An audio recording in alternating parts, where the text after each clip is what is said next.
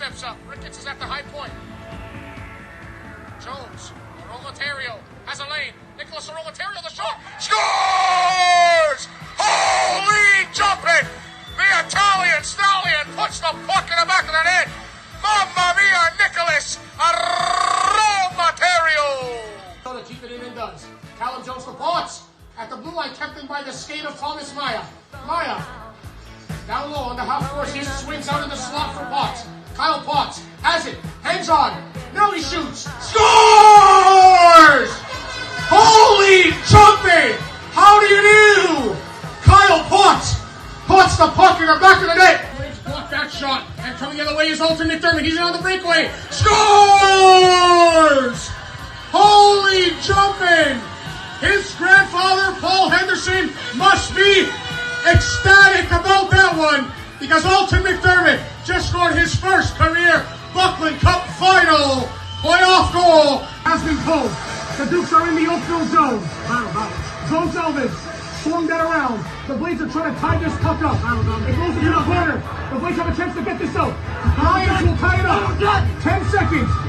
Gilmore has it at the point. It's in. Tips. Just wide. 7 seconds. It's back in the corner. Ewing's back in. 3, 2, 1. The Oakville Blades.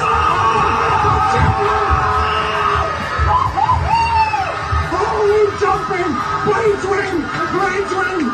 Blades win. The Oakville Blades are Buckland Cup champions. You're watching and listening to Mamma Mia. This is Fire Talk with Nicholas Fiore. Welcome back, everybody, to episode number 40 of Mamma Mia. This is Fire Talk. I'm Nicholas Fiore, the Oakville Blades play-by-play broadcaster and host of this sports talk show. And today we have a special guest on the show, folks. It's former Humboldt Broncos assistant captain, author of his new book, Crossroads, Kaleb Dahlgren. Kaleb, thanks for joining, man. I really do appreciate it. Thanks for having me on here. I really appreciate it. Love the Mamma Mia. When I saw the name, I was like, I got to get on it.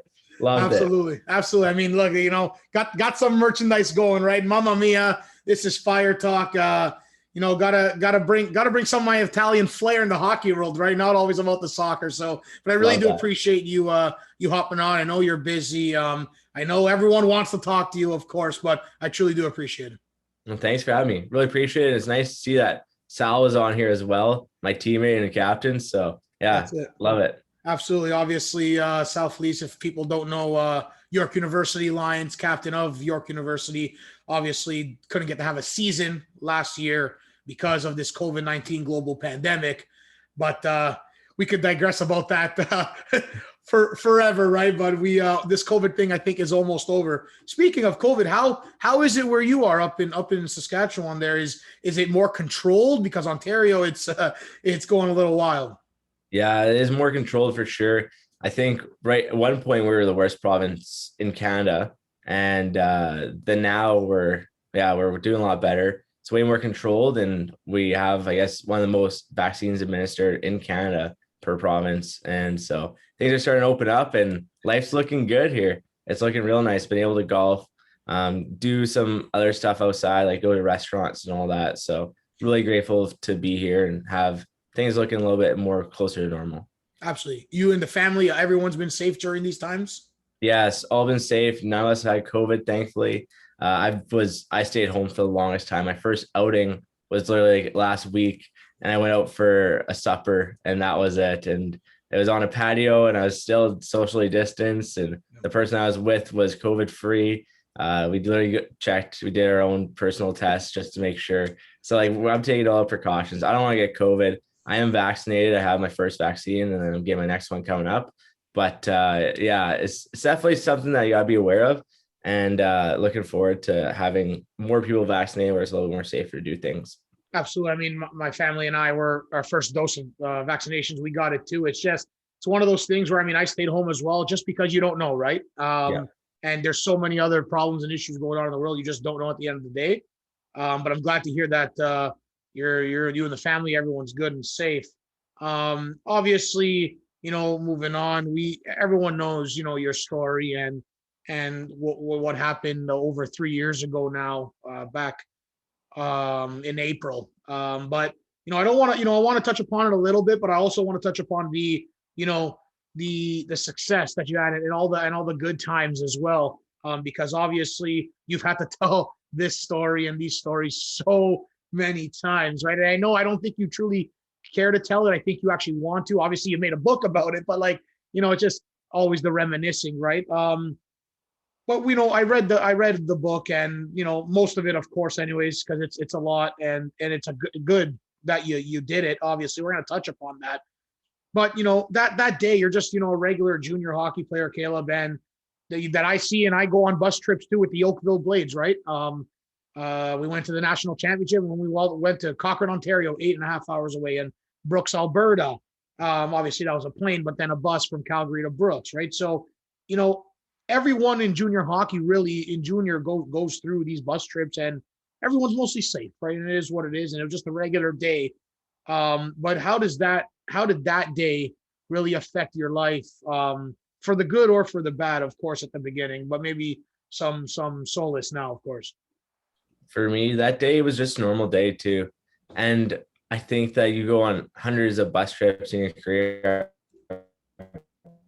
Played, I think in my junior, I had like 178 games or something like that. So you got to think half of those are bus trips. So pushing almost 100 bus trips in my 3 years of junior hockey. Yeah. And so you got to think like that's just a routine thing and nothing would ever happen. And normally nothing does happen. And it's your best time, best bonds, and you create so many friendships from the bus, and you have so many memories from the bus. And I remember even like looking back at it and all the memories I created, and some of like my best friends were formed from the bus. In my first year in Notre Dame, we had a crew that would play cards, and we'd play cards every road trip. And we became all best buds because we all just played cards together every road trip. And so like you look back and reflect on those things, and that's where some of the best memories are created. And for me, it did change my life. April 6th did change my life. And it changed it for the better and also changed it for the worse too.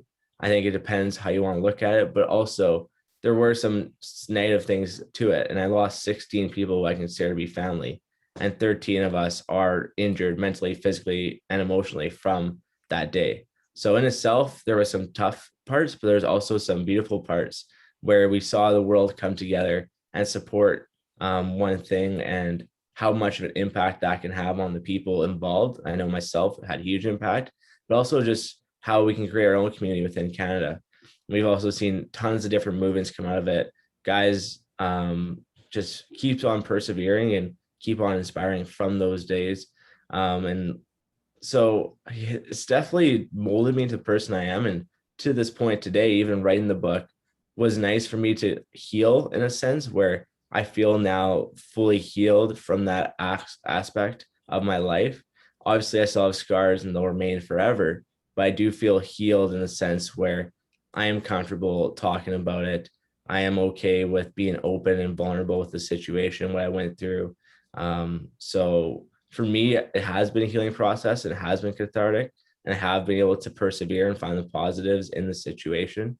And at the end of the day, I'm just grateful to know those 16 because there's 8 billion people in this world. And so for the fact that I had a relationship with those 16 who aren't here is pretty special in my eyes. You know what, Kaleb? I mean, I couldn't agree with you more. When the Oakville Blades, myself, we went all the way to the Nationals in 2019. Yeah, you can say every team and every sport that you're on, it's a family, right? You're of a bond and it's close. But when you're with a team so much and you do so many things and you go so many places, you really do become a family because you almost see your hockey family more than your actual family because you're always at the rink, or you're maybe you're away and you're billeting, right? And you're living with a billet family, and you don't even see your family if, you're out of town and stuff. So that's what people sometimes, some of my viewers, they understand some aspect, but they don't understand how truly, well, how can you actually be a family? Well, when you see each other almost every day, yeah, it does become a family more than friendship. And that's where, I had to, elaborate and explain because you are right. You are right.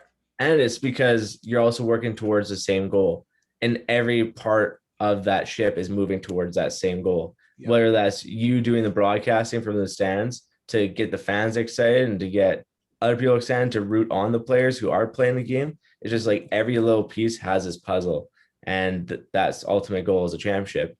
And like you said, you guys won it all and went to nationals. And so every little piece played a pivotal role in that family and culture. So Exactly. And that's, one of the most important things in junior hockey, of course, for that whole, that whole day, of course, what happened. And then the aftermath.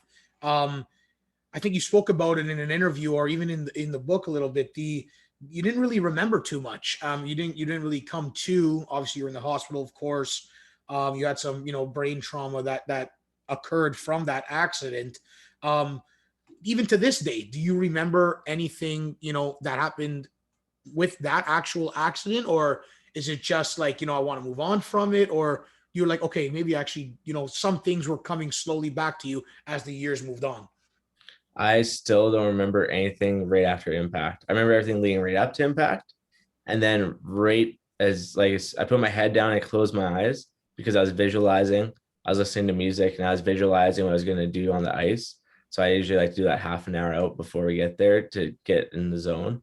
And then I literally woke up in the hospital 4.5 days later. And I didn't realize it was 4.5 days later. I thought it was like that night.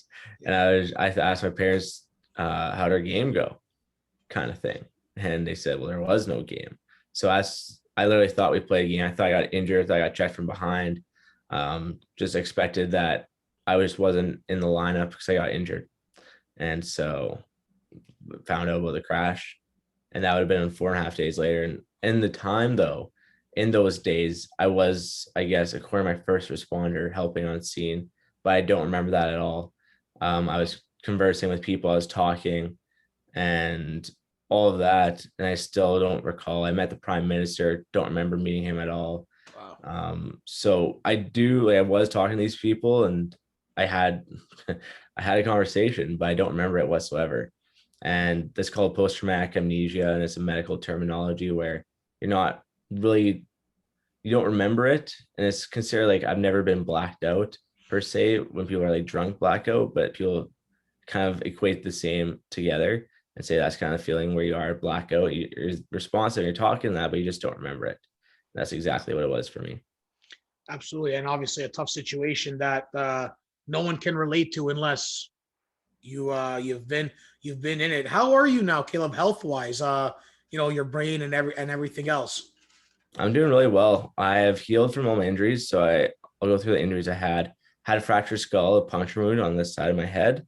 I had a scalp degloving. So this whole side of my head was shaved completely. As you can see here, it still has like a bald spot. It's going to be there for a while and probably going to get worse too. It's okay. It's okay. And then after that, I had a severe traumatic brain injury. Then I had a broken neck, broken back, blood clot in my left arm and my right eardrum. Then I had nerve damage in my neck, blood, ligament damage as well, and muscle damage in my neck and my back. So it's been quite the process with that. And then brain, everything else is healed except my brain. So today, brain injury is doing quite well. I'm really grateful, honestly. I have no side effects. Only one was like my slowed ability of reading. My reading slowed down quite a bit, but I have an e-reader that helps with that. I have accommodations in place that helps with that at school. So I'm really grateful to still be able to pursue my life. Based on my injury, I should be in a vegetative state and not able to remember my name or how to write or walk or talk. So my brain injury is like shown in this one way through the imaging of an MRI. And then the other way is I'm actually not like that at all. And so I actually thought those two, like I thought it was actually the wrong scan for the longest time. Wow. For the first year, I thought it was the wrong scan. I knew like I had a phase of me.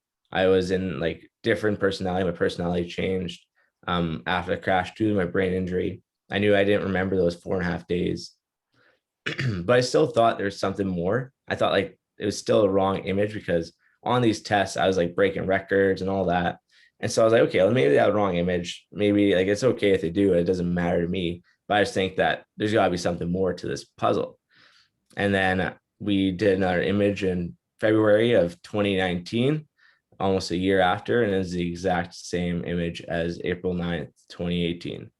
So that was when it really hit me kind of about how serious my brain is and how I need to make sure I'm careful with it. And other than that, I've been doing really well. I'm really great in good health and maybe my brain might not ever get back to full 100%, but it feels really great and I'm happy where I'm at. Good. And I just listening and just taking it back, and I'm sure all the Sportsnet people and TSM people and everyone that you've spoken to, of course, probably were like the same way, just listening and be like, wow, like, these kids, this guy went through something crazy, but it just shows how much, of a fighter you are and your personality, right? Obviously raised the right way, of course, by your parents, and you fight, because you said you should be in a vegetative state right now, but you're not, because you pulled through and you're fighting, and you have a few other friends as well that survived the crash that are doing pretty good, that we all see as well online. So it's really good to see. I'm glad, of course. But I know you're gonna keep on going though, that's for sure. You ain't gonna stop here, right? You made a book, Yeah. you're gonna keep on plugging away, that's for sure. Yeah, no, I am for sure. It's exciting times because I graduated from York University this spring, and I'm going to be going to chiropractic studies this fall. So I'll be able to be hopefully helping and giving back to the sport community in the next couple of years here in 4 years time. But that'll be the treat and cherry on top for me, is to give back and help out in any possibility possible. And even with a future career in chiropractic, that's my dream and passion. So I'm super excited about that too. Absolutely. And it's for the listeners, for the viewers, it's something to take with you, right? Because, at 23 years old, June 10th, the birthday's coming up, the big 24th birthday's coming up, right? So it's good to see, at still a younger age, this positive attitude, and obviously this positivity, it doesn't come all the time, because sometimes you can be in such a bad state in life in general, right? Everyone goes through different things. How did you find the time to be resilient, positive, during the recovery, obviously the severe brain trauma? How'd you find that positivity, maybe wherever it was, to say, what, I can do this, I can pull through it, I can't believe what happened, but I know I can do it. Mm-hmm. So I took a really deep look at myself too. And I think obviously I've carried positivity throughout my entire life, and I've always been super, super positive, almost to the point where it annoys other people because I'm just that positive and should be more negative in life or towards different situations.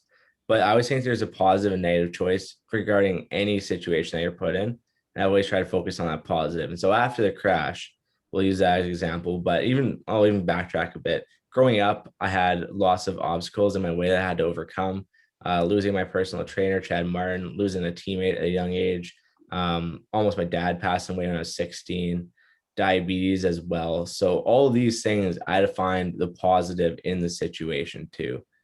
And so then when the crash happened, I looked back and reflected on my past and things I've done. But then I also thought, if I was the one who wasn't here and I didn't make it through the crash, how would I want the others to live their life? And for me personally, I want the others, the survivors, to be positive, to be happy, to make the most of their life, to remember me, of course, but to do it in my honor, to enjoy everything that life has to offer, make memories, follow their passions and dreams. And so when I thought about that in the hospital room, I thought, well, then I need to live big for those who aren't here. And I need to live big for myself, but also for those who aren't here, and use that as motivation to push harder in aspects of life where maybe I wasn't pushing as hard, or to really be in a good headspace and mindset moving forward and trying to turn this negative into something positive. Absolutely. I couldn't agree with you more. Well said, of course. Obviously it's been over three years now, couple months, over 3 years. Did you find closure? Have you gotten it? Have you almost, it looks like you really have moved on from it, because you said, you're good to talk about it. You're good to open up about it. You wrote a book about it. Where are you in that sense right now? Yeah, I'm like healed, I think, mentally and emotionally as well. And I think for me personally, this book was a great thing for me to set down my Bronco identity inside of me and say, okay, this is it. If you have any questions, read the book. They should be answered. Majority of them should be answered in the book. There's obviously be more questions outside of it, but I would get like DMs daily on certain questions and things like that. And so this was kind of nice in the aspect where I could just like put it out there on a plate. It has my thoughts of the 16, I wanted to honor them in some way and remember them. And now that it's on paper, that's gonna be there forever. So if I do pass away tomorrow, my book will still be there forever. And my thoughts of those people and people that matter in my life will be there. And so I think moving forward is definitely for me. I'm starting a new chapter in my life. I'm not playing hockey anymore. So that's going to be tough in itself. I was with York University for 3 years. Even though I never played a game, I was still a part of the team, still did things with the team. So that'll be weird not having my hockey identity, but I'm also looking forward to it too. I think it'll be a good kind of way to move forward as well. And yeah, so I think this book was a great piece just to set down my Bronco identity and to move forward. So now I'm an author, graduate, and going into doctor of chiropractic, a philanthropist where I give back, have my own foundations. So I have a lot more to me than just a Humboldt Bronco or former Humboldt Bronco. So I want that to kind of be the person I am today and the person I am in the future.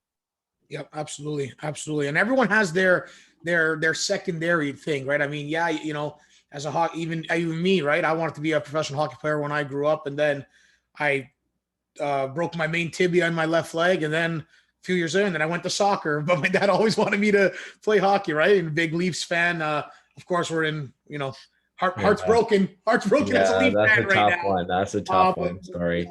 I don't want to go into it too much. No, because, you know, as Leaf fans, you know, we struggle, but I digress. But it's true, right? Everyone has their different things. It's not just always one thing. People are like, oh, well, he only plays hockey. He's only going to play hockey.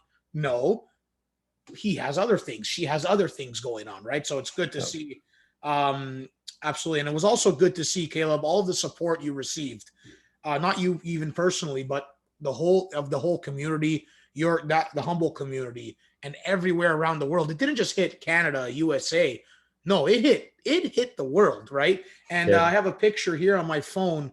I saw it because, you know, we're in our season, right? In our junior hockey season with the Oakville Blades. And it just, you know, when you're part of a team in junior hockey, it hits you because you literally go through the exact same thing, bus rides, right? That we go through.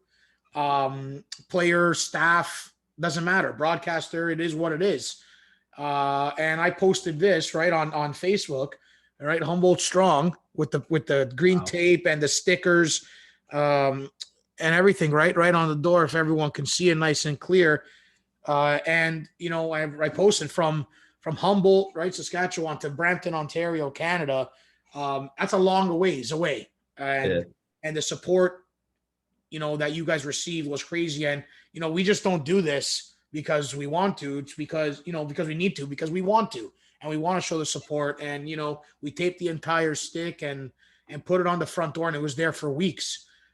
You received so much support, Kaleb. You and the team, celebrities, you know, the great one, Wayne Gretzky, and so many more. How was the feeling when you even came back to fruition, and to see all of this outpouring, social media exploding, to say, wow, this is actually crazy.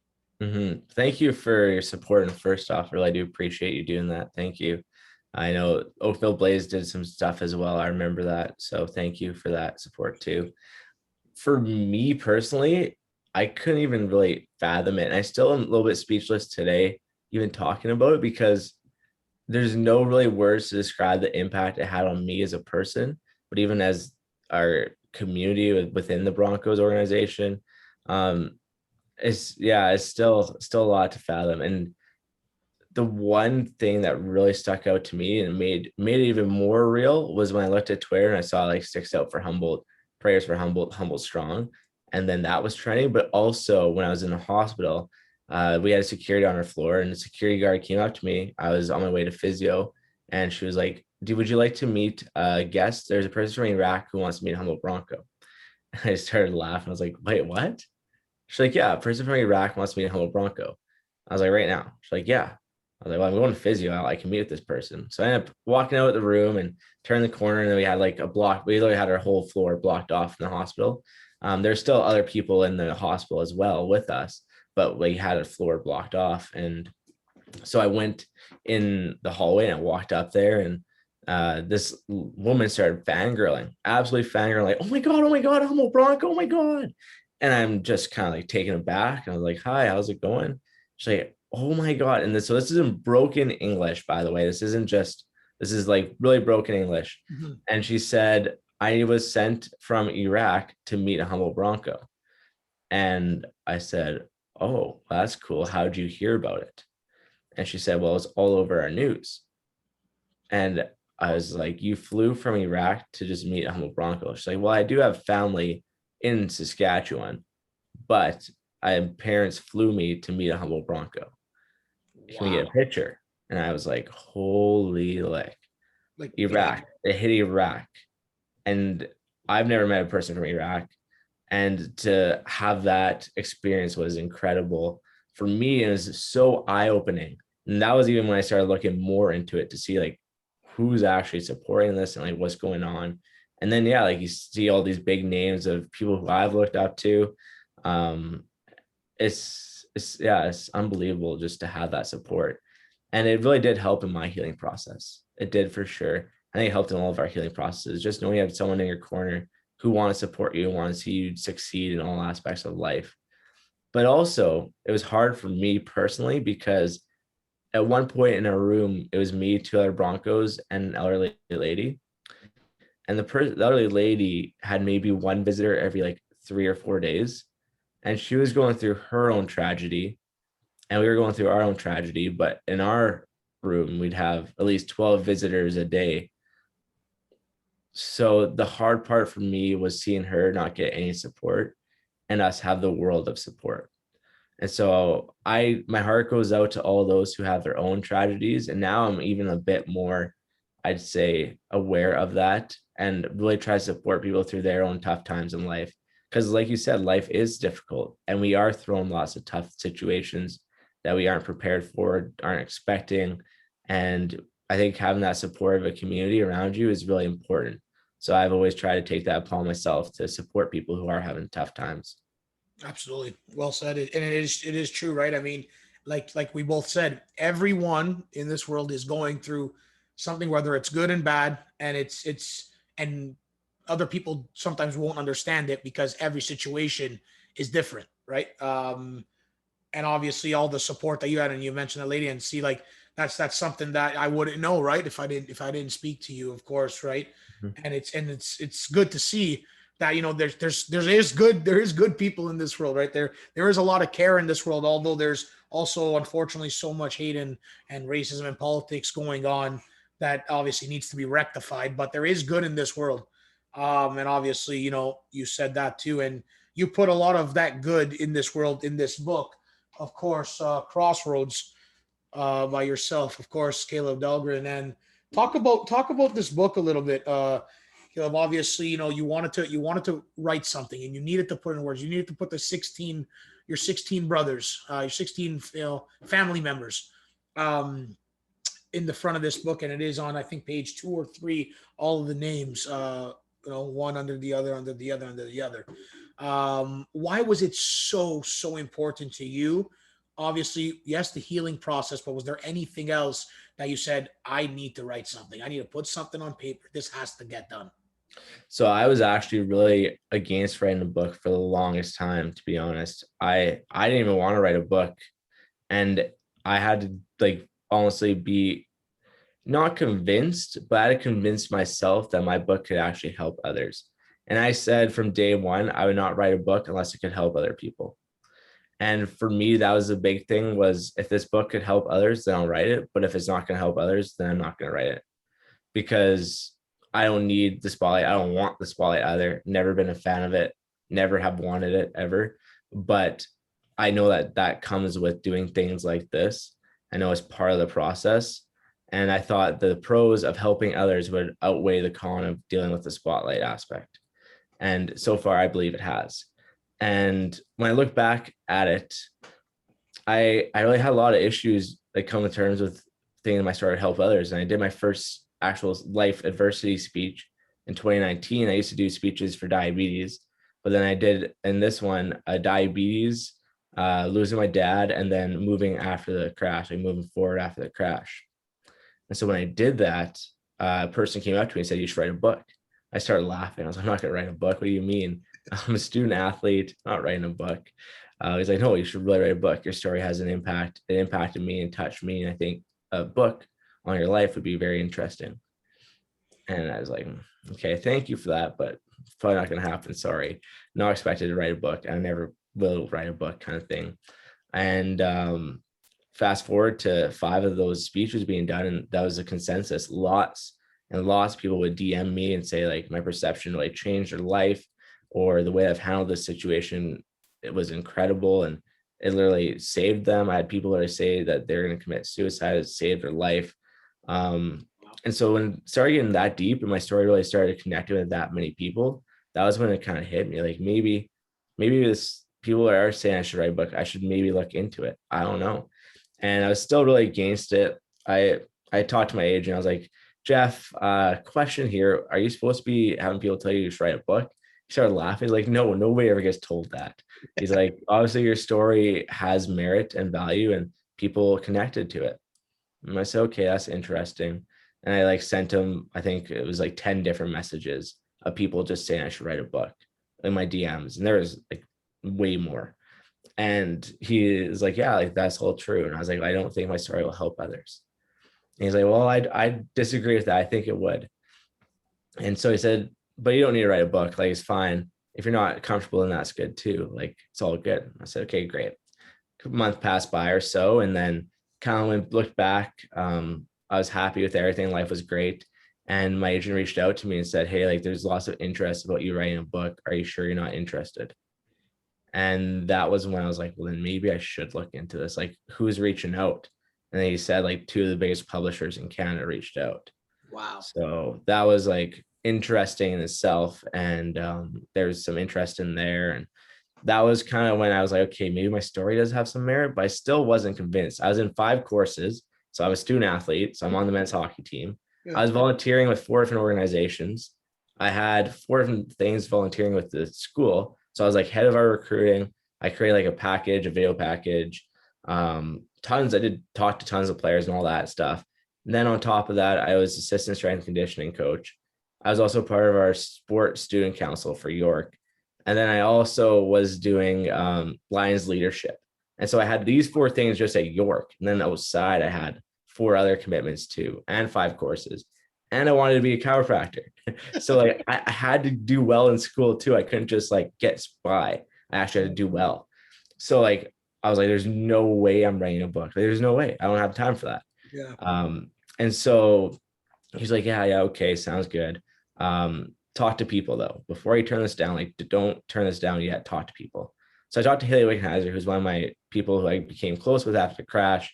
Really loved what she does. She's an inspiration to me and to many others in this world. And I love how she wants to make a positive impact on this world. I really love that about her. And she's genuine. She's true who she is. And I like that. And so I talked to her about it. She's like, yeah, why wouldn't you write a book?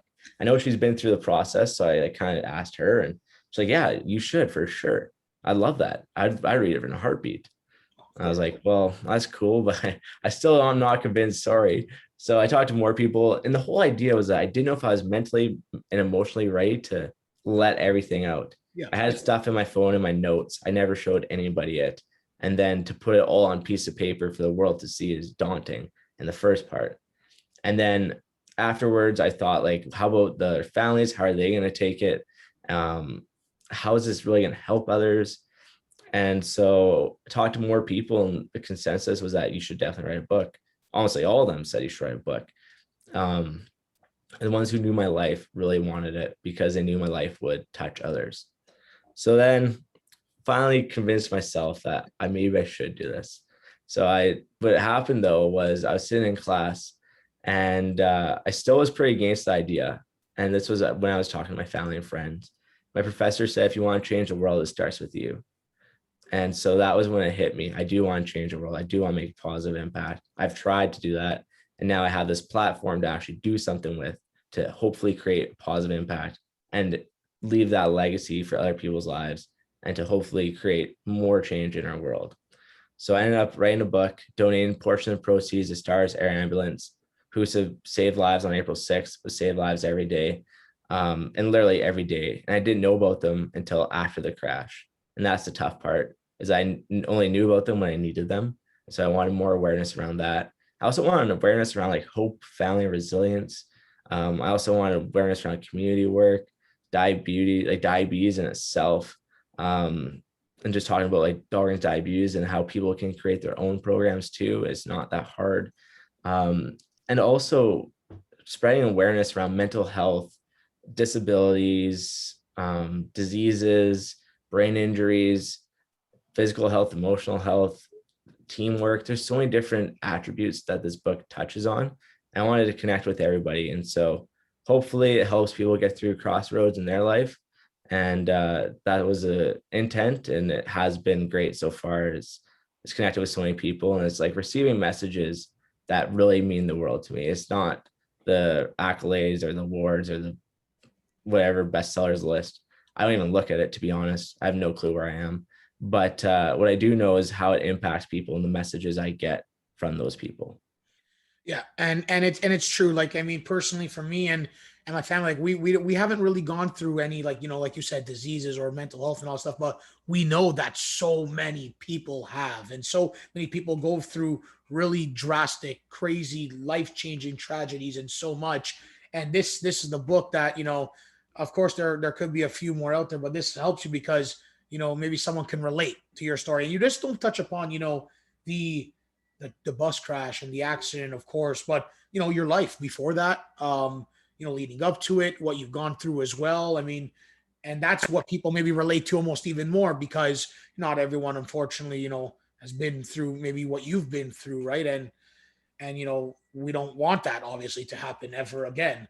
Yeah. Haley Wickenheiser, you're right in the back of the book. This book is going to engage you, uh, enrapture you, inspire you, and motivate you. I mean, you know, and you said now you're pretty close with Haley Wickenheiser, a legend in the women's game for Canada. Just got a promotion for the Toronto Maple Leafs, right? As a senior, I think senior player development, right? In that aspect there, for the Toronto Maple Leafs, and that's men's hockey, right? So she's doing well for herself too, and it's really good to see. It's a great book. I know you don't love the spotlight. I know you don't look at the list, but I know I got my copy on Amazon. So anyone who does want to get it, it's you know, all the back, right, in the front. It's a great book. I know you have a website yourself to check it out. So people get on it. I know you don't care about, you know, the list or the money and all that stuff. It's just how you can impact, how you can help. Exactly. And I think you have, and I think you continue to do so, because unfortunate, you know, maybe you didn't want to be known for, you know, the story that you are, but that you've been through, but it is. And, you know, like you said, you've moved on from it, and you're also helping other people now, which to me, man, like that's probably the most, you know, important thing and the most satisfying thing, that now you're helping other people go through certain things, isn't it? Oh, for sure. And that's how I have been my entire life too. I've wanted to help people through their tough times. And I feel like this book offers that on a grand scale and can touch a lot of people's lives. Absolutely. Moving forward, I want to talk about, you know, diabetes, and you're a type 1 diabetic, founder of Dahlgren's Diabeauties. I read upon it a little bit. I know my stuff, but I want to hear from you. Everyone wants to hear from you. Touch upon that a little bit, because obviously that's very important to you. You know, you're the founder, you're the owner of it, and it's reaching out to other people as well. Yeah, it is. And the idea for it was a mentorship program for type 1 diabetic children, because growing up, I really didn't have that influential person to look up to. You think of Bobby Clark or Max Domi as a diabetic person to look up to, but Max Domi and I are only 2 years apart. And Bobby Clark, his time and era was before I was even born. So there was no YouTube growing up for me either. It was not until I got older that there was actually YouTube to look up these people who have had diabetes, who've done great things in their life. So it felt alone and isolated. And I had tons of questions like, how do I bring it up in a relationship that I'm type 1 diabetic? How do I go camping on a weekend? What do you do in sports with diabetes? What is the way you manage it? It's different for everybody, but how does one person manage it who's elite level athlete? So these were some of the questions I had, but didn't have an outlet to go to. I didn't have that person to reach out to. social media wasn't really a thing at all. So you couldn't connect with anybody. Yeah. So I was really alone and isolated and was looked down upon at times too, and treated sometimes differently and looked at differently because I had to give myself needles to live. And so growing up, that was one of the big things. I wanted to give back, didn't know what. And I was 16, actually helped my buddy who was newly diagnosed with type 1 diabetes through his struggles. And that was when it hit me. I could actually help children who were newly diagnosed and who are diabetic and going through their struggles like I would have wanted. And so then I told my parents about this program. I had an idea, and they started laughing. They're like, not now, like you're 16 and you got to finish at least high school and make sure you do well in high school because those marks matter for university.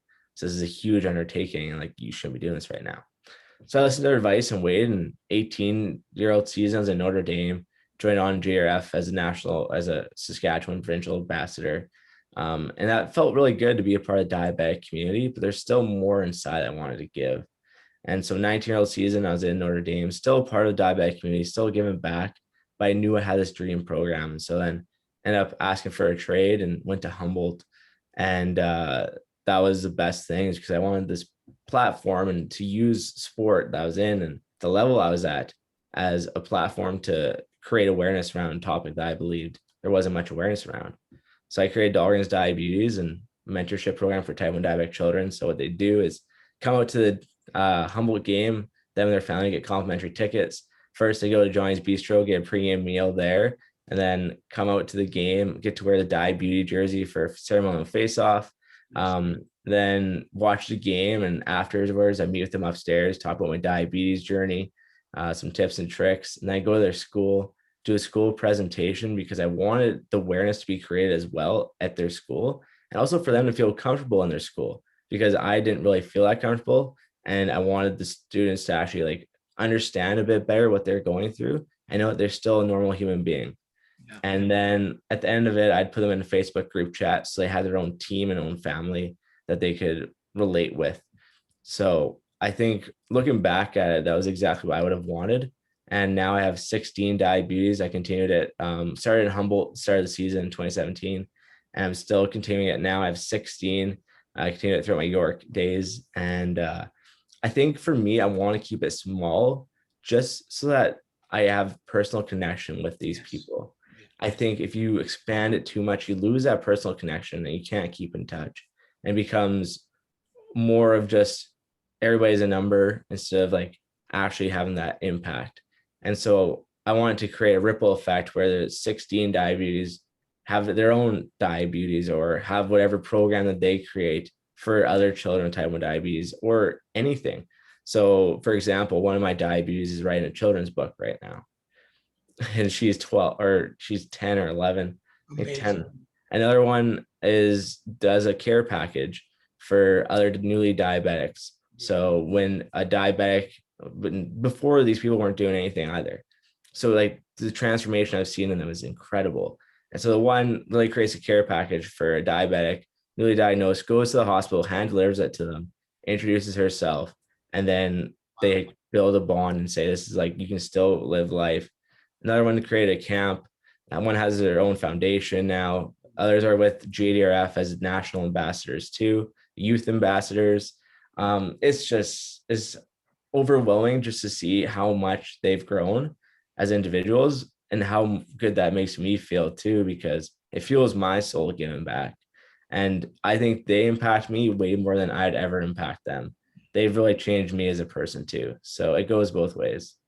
And a lot of people, you know, if they can, whether it's, you know, just doing these things or with so many other things, of course, giving back is something great. Obviously, if it's within their means, why not, right? And that's exactly what you do. And these kids, you know, have like a shining light, right? Because you know, personally for me, I haven't dealt with diabetes, but I know a few people who have, and it's a pretty serious thing. It could be at times, right? So you have to understand it and follow through and maintain it properly, of course. Yep. We touched upon a lot. We're almost done here. I know you are willing to talk about all this stuff, and I appreciate it. But we're gonna get into some hockey now, Caleb. I know you want to. I know we all want to talk hockey, right? I mean, Yeah. the chat, at the beginning, fantastic. I mean, just to hear the stories, right, is always great. But you started with Notre Dame in junior, Saskatchewan Junior Hockey League, the Notre Dame Hounds. Played 58 games there, recorded some points, 16 points in the 15-16 season. And then you're the captain of Notre Dame, 16-17 season, 2017-2018. Then obviously you asked for the trade, moved to Humboldt Broncos, assistant captain. That's when you record 32 points in 48 games, breakout. And then obviously with U Sports, with York University, here where I am in Ontario, obviously you couldn't play, of course, but you were a part of the team. How was your whole hockey journey overall? I mean, obviously you really, really love the game. Obviously now announced retirement. You don't see many junior players doing that, but you have to, right? Probably just for your health, and you have so much other things going on. So to me, in my opinion, it's probably a blessing in disguise, really. But that's just my opinion, of course, because you got so much other things going on. But talk about your time with Notre Dame and Humboldt. Before all this happened, and how much you just really looked forward to playing junior hockey. Yeah, for me growing up, one of the big things was I wanted to go a maybe unorthodox route. I wanted to go to university, I wanted to get a degree, and I wanted to go play professionally overseas in Europe. That was like the pinnacle for me. It wasn't the NHL. It was when I was a kid, like a really young kid, it was always the NHL. But I went to Europe when I was 11 and 12, and that was when it really hit me just how much different their lifestyle is over there, and their hockey is different, just the experience that hockey could bring you. So for me, that was eye-opening. I went to UND as well, saw what facilities they had, and I was like, well, why wouldn't I do this route? Why don't I go education and go overseas?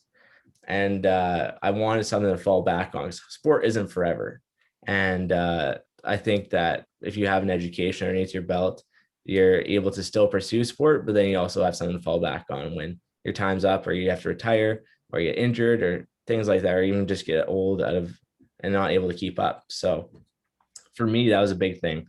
And I knew going in junior that I wanted to play in a spot where I would be able to thrive and have opportunities to be seen. And as a 17-year-old, I actually ended up making Notre Dame as an underage. And I turned it down because I wanted to go back to AAA to develop some more. And I thought that if I went to Notre Dame, I would have been in like a bottom six role. And if I would have stayed and played on your AAA, I'd be in the top six role. So I chose to stay in the top six role just to develop my skills more and to be more, I guess, put in better situations. So penalty kill, power play, top six. I was in the best role that you could have been as a forward. And that was one of the things I really admired and appreciated about my time there. And so I didn't want that to be, it was a pretty big decision, and it was one of the best decisions I would have made. So then 18-year-old rolls around, and I got called up to go to Notre Dame for playoffs.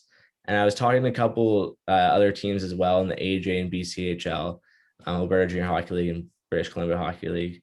And so for me, I really didn't know if I wanted to be Notre Dame. I knew I wanted to go to a place where I was able to succeed and play. And the other thing that was kind of holding me back as well was my dad. At the time, he still wasn't doing well, and I wasn't too sure how his health was going to be.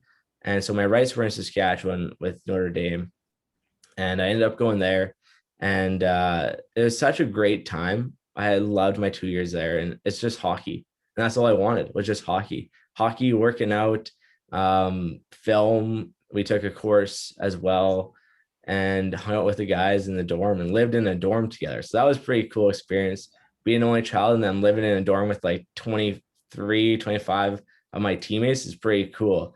And it's definitely has some good stories in there, but I really enjoyed my time as a Hound, and I was in a shutdown role both my years on the team, and I really bought into that role. And for me, I was really good at it too, which was great because I was shutting down the best players in the league. So when you have scouts come to watch, you're seeing some of the best in the league getting shut down by this 18-year-old.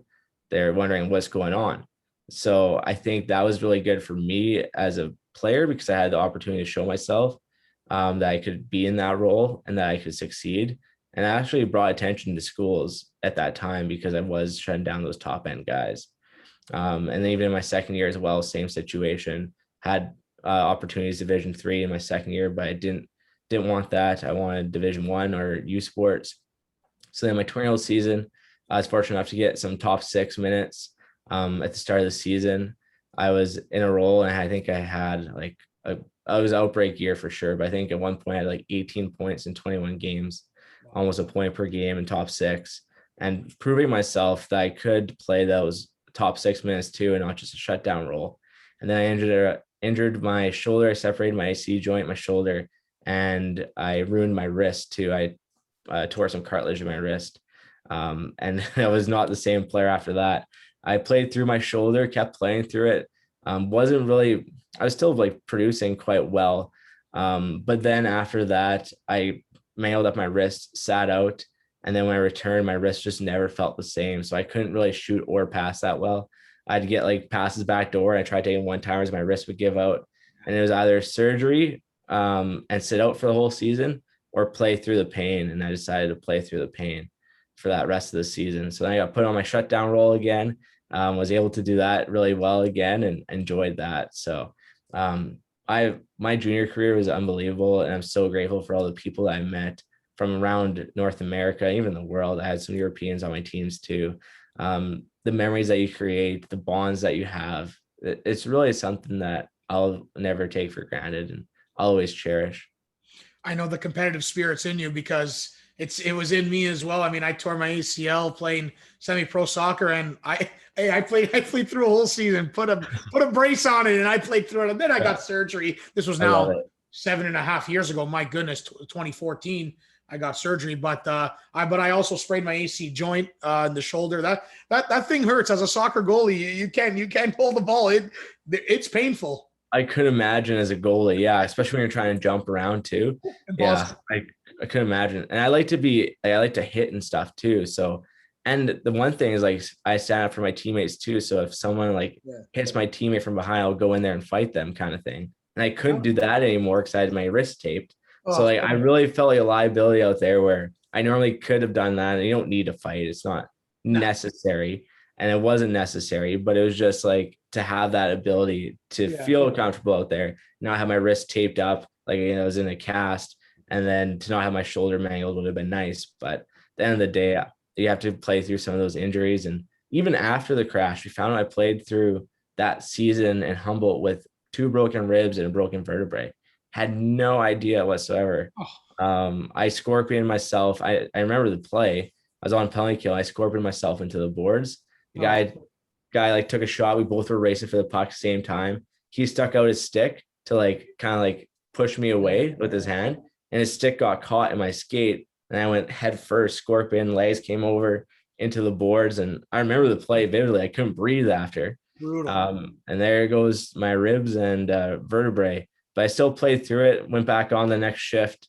So wouldn't recommend that. If I would have known, probably went to play because it's not safe to do that, but played through it. And so it was a pretty bad injury season, not gonna lie, but it was one of my best seasons. And it's the bonds and friendships and memories that really make the most impact, and even the life lessons learned through those times. I absolutely. And I wanted to know actually why you decided to come to York U. Obviously, from your home to my home, right? From Saskatchewan to Ontario, York U is not too far from me, maybe about 20-25 minute drive. Why the decision to leave your province essentially, and after the accident and after Humboldt, and come to York University to study? So I'm a quite detailed person. So I took this process very, very, very seriously because I knew it was like the next 3 to 5 years of my life that I could have been a youth sports athlete and student athlete. And so I really took it seriously. I actually previously verbally committed to York before the crash. And the reason for that was multiple reasons. But number one was I didn't want to live in Saskatchewan or the prairies. So that ruled out Manitoba, Alberta, and Saskatchewan. So that ruled out those 3 provinces. And I wanted to have a new experience where I challenged myself as a person. And I thought that would either be in like either Vancouver area, Toronto area, or on the East Coast. as well. I really like the East Coast too. So those were like a couple of areas where I was really interested in going, and talked to lots of schools. And for me, York just stood out, number one, because my assistant coach, Mark Ross, went there and had a great experience, loved it, and kept on pumping York's tires to me. And then also because when I look back at it, York was like top ranked school hockey wise. They're one of the best hockey teams. Yeah. They also were top ranked school academically. They had all the programs I was looking for. They had commerce, kinesiology, both top ones in Canada. You can get a 3-year degree at York in commerce, which is what I got. There's just so many different things about it that attract me, even the campus. It's not in the middle of the city dispersed, where if I cross the street, I get hit by a transit car. It's like a campus. The rink is on campus. There's so many check marks that I just kept on checking off. And even like the supports that they have for academics and injuries supports, like they just had it all. And I was like, well, why wouldn't I would go there? And they weren't recruiting the highest end OHL guys either. They're recruiting like junior A or lower end OHL guys who were just busting their butts and working their hardest and wanting to get to the next level. And they operated like a pro team. And I thought if I wanted to go play professionally hockey, that was the best place for me to go because of the way that they have their week schedule. Everything just aligned. York for me made complete sense. And we practice every day. We work out every day. We have skill sessions twice a week. We have a video of our shifts after every game. Like we have it all, and we have all the supports. We have nutrition, like literally you name it, we got it. And that was one of the big things for me was being in Toronto, but not downtown, but still in a community. Yeah, it was, for me, it was the best opportunity. And it was the best place for me to grow. I wouldn't have chosen anything different. And I'm so happy. And then even after the crash, they still wanted me to. And that was really just show that I made the right decision in the first place. And I was verbally committed, so I was talking to other teams too, because I don't trust it until you actually sign. You learn the hard way in hockey sometimes. You don't trust anything until you actually sign. So, but at that time, York, we verbally committed, and it was going to be after my season. We were going to sign. They wanted just to wait until my season was over, and I did too, to not have any conflict on our team or to have anything like that or get my team mojo off. So looking back at it, I wouldn't have changed it at all. And it was the best spot for me to grow mentally, physically, and emotionally as a person, and really grateful for the opportunity. Absolutely. Listen, Caleb, you've told your story on so many maybe newspapers and online stuff, social media, like a TSN as well, and Sportsnet, and you've got interviewed so many times from so many people. I do appreciate you coming on. What's like the final wording you can give to just people who are struggling and with any aspect in life? Because you've, let's be honest, right? I mean, I think it's safe to say, since you've been so open with me and with the situation generally, I mean, you've been through the ringer, right? Let's be honest. Yeah, you have, but you persevered. You're positive, you're resilient, and you came out stronger. And I'm not just saying that to say that, because it is true. You did. What can you say just to everyone, even to me, to just just keep on plugging away type of thing? Yeah, for sure. There's 3 things. I think positive over negative, and choosing that. Even on my hockey stick, I don't know if you can't see it. It's on the back. I saw on my knob. I do a positive over a negative. And it's just a simple reminder just to always find that positive and pick that over the negative. And the aspects of all, it applies to all aspects of life. Sorry for my English there. But the whole idea about it is like, we're faced with circumstances and situations, and we have 2 options. We got to choose the negative one or the positive one. And I've always tried to choose a positive one. And then secondly, just to focus on the things that you can control. At this time, even in the pandemic, we can't control the pandemic. You can't control other people and what they're doing. All you can control is yourself. You can have an influence or try to make a positive impact by saying, hey, we should be doing this, or rallying people together. But at the end of the day, you can really only control yourself. And so I focus on my work ethic, my actions, my beliefs, my values, my perception, how I want to be as a person, my friends, family, relationships.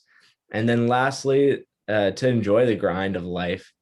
I think even right now, we are all in a grind. The Leafs are in a grind. We're in a grind. And I think that if we actually enjoy the process of getting better 1% every single day in our life, and when we look back on it as we connect the dots down the road, it'll be a world of difference. So to truly enjoy the grind, take that one positive out of your day, focus on that, and carry yourself as a better person the next day. Hey, I'm in a grind because I'm just an inspiring professional hockey broadcaster, sports broadcaster in general. So I guess because I'm in a grind, and since you're close with Haley Wickenheiser, maybe you can let her know. I could try. And also, like, the grind applies to everything. And like you said, it does. It applies to work, family, friends, relationships, academics, sports. It applies to everything. And to really just enjoy that process, because you might not be here tomorrow. And so to make the most of it and really enjoy that grind that life has to offer. Hey, we can get in Haley's ear, see if she could come on the show. Imagine that. No, that'd be pretty cool.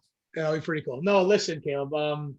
As we talk serious, as we joke around, I mean, I feel like we've known each other for a while. It's just a conversation, and I do appreciate it very, very much. I know sometimes, I've spoken to a lot of people, right, and they've always said, either contractually or certain circumstances out there, maybe they couldn't come on, or they can, but this and this and that. But listen, you're more than willing to come on after we chatted, and I appreciate it more than you know. Great to see you are doing well. You and the family are doing well up in Saskatchewan there. After this tragedy, and after this thing, and it's just good to see that you moved on from it for the most part, and you're still living your life to the best of your ability and giving back. But I do appreciate you coming on my show, my podcast, as I'm trying to get bigger and better to the next level, as well as it's a dream to be a sports play-by-play broadcaster. So I do appreciate you coming on. It means the world.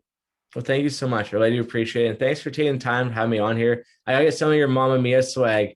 I think that's pretty nice looking shirt. I was throwing that out there, like it. But it's been an honor to talk to you. And thanks for all the great questions and conversations. It's always great. So I really do appreciate that. Absolutely. As Kaleb mentioned, Mamma Mia, This Is Fire Talk merchandise is released. We've had a lot of people actually even surprised me, which I really, really do appreciate. No profit being made, just getting the name out, getting my show out, getting the word out, because that's what it's all about, right? T-shirts, hats, long sleeves, hoodies, and hopefully doing some stuff for the summer, some stuff for the upcoming winter. You can follow on Twitter, Instagram, Facebook, TikTok, YouTube, Apple Podcasts, Spotify. There's so much with this show. It's getting bigger and better. And Kaleb, you just made it 10 times better. So I really do appreciate you coming on. Listen, everyone, episode number 40. I cannot believe it. The first episode of June 2021 with Kaleb Dahlgren, author of Crossroads, his new book that's been out for a good period of time now. Former Humboldt Broncos assistant captain, obviously one of 13 survivors of the tragedy 3 years ago. I appreciate you coming on, Kaleb. Everyone, stay safe out there, and Mamma Mia. Now Davis takes it and looks to come the other way. Davis is in, trying to drive, and he will look to go across. Good play to Davis, though, to get it right back to him. He goes down low to Israels. Centering, it's there. Score! Stevie! Steven Whittle scores his first OJHL playoff goal for the Oakville Blades.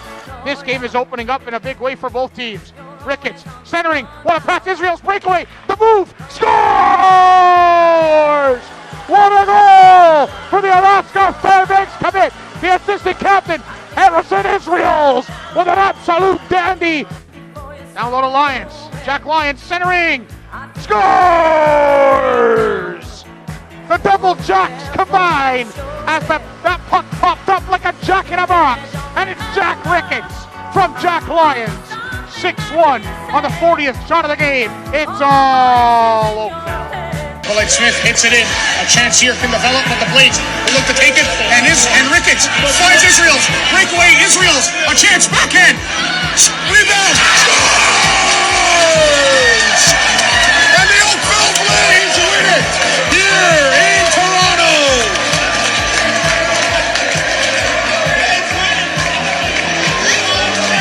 Blades win, Blades win, Blades win. That was Mamma Mia. This is Fire Talk with Nicholas Fiore. Thank you for watching and listening, and stay tuned for the next episode.